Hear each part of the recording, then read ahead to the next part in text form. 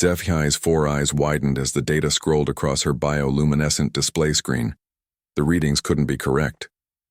According to her instruments, the third planet from this yellow star was teeming with complex life forms despite conditions that should have rendered it a barren wasteland eons ago. She cross-referenced the planetary data with the archive, the vast galactic database maintained by the collective for over 10 million years. The entry for Sol 3 glowed ominously red. Inhospitable, extreme hazard, avoid at all costs. The classification notes painted a picture of horror. Gravity nearly twice the galactic standard. An atmosphere so corrosive it contained free oxygen. A gas so reactive it would dissolve most known life forms from the inside out.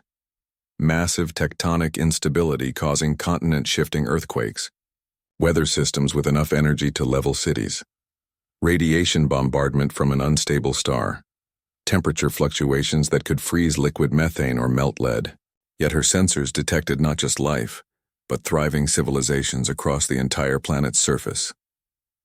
Impossible, Zephy whispered in her native clicking tongue. As her research vessel, Quiet Contemplation, maintained a careful distance from the death world, she watched in amazement as primitive chemical rockets launched from the surface. The vessels were crude, barely capable of reaching orbit, but they flew nonetheless. What manner of beings could evolve in such a hellscape, let alone develop spaceflight? Her answer came when one of the rockets transmitted a signal directly to her ship. Unknown vessel, this is Commander Sarah Chen of the Earth Defense Initiative. You are in restricted space. Please identify yourself and state your intentions. Zephy's translator struggled with the alien language before settling on approximations. The voice was crisp, confident, and utterly unafraid. How could any species sound so calm while living on a planet that should have killed them all? Against protocol, Zephy opened a channel. This is research scholar Zephy of the Collective. I am studying your world. How do you survive here? A pause. Then something that her translator identified as laughter. Survive, Commander. Chen's voice carried amusement. Lady, we don't just survive here. We thrive. This is home. But the archive says, your archive is wrong. The human's tone turned serious. Want to see what we've accomplished on this inhospitable rock? Over the next several hours, Commander Chen gave Zephy a tour of humanity that shattered everything she thought she knew about life in the universe. Humans had built cities that flexed with earthquakes rather than crumbling. They had tamed weather systems, redirecting hurricanes and seeding clouds. They surfed tsunamis for recreation and climbed mountains in conditions that would freeze Zephy solid in minutes. The free oxygen that would poison most galactic species? Humans had evolved to breathe it, and they used its reactive properties to create controlled explosions for both industry and entertainment. They called it combustion engines and fireworks. The crushing gravity that made movement a constant struggle for other species?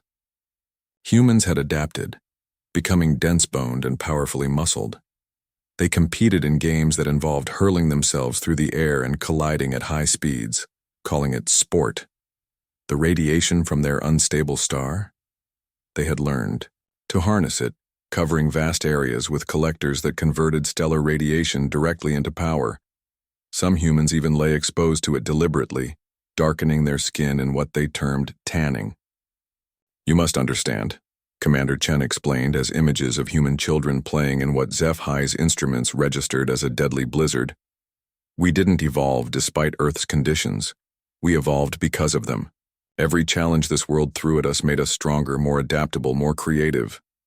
Zephy watched in stunned silence as the feed showed humans diving to crushing ocean depths, scaling vertical cliff faces with minimal equipment, and racing vehicles through terrain that would destroy most galactic atmospheric craft. The temperature swings that terrify other species, Chen continued. We've learned to love them. We travel to the coldest places on our planet to see lights dance in the sky, and we vacation in deserts where the heat would cook most aliens alive. We've made our entire planet into a playground.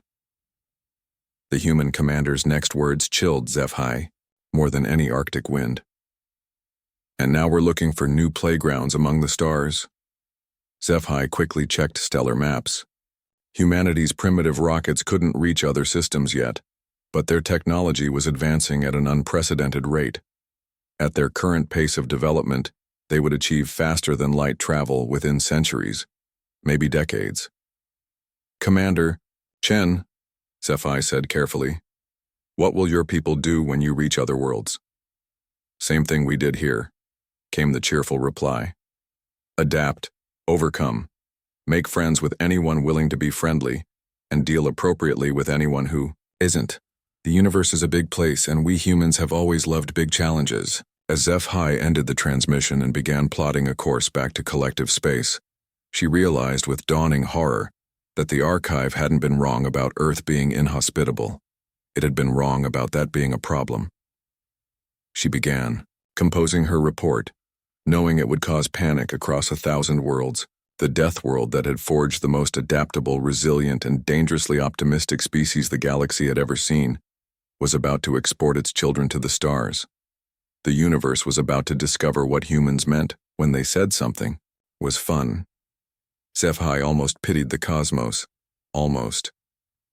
But as she watched Earth's blue marble shrink in her view screen, she found herself oddly looking forward to seeing what these remarkable beings would accomplish next. After all, if they could turn hell into home, what might they do with paradise?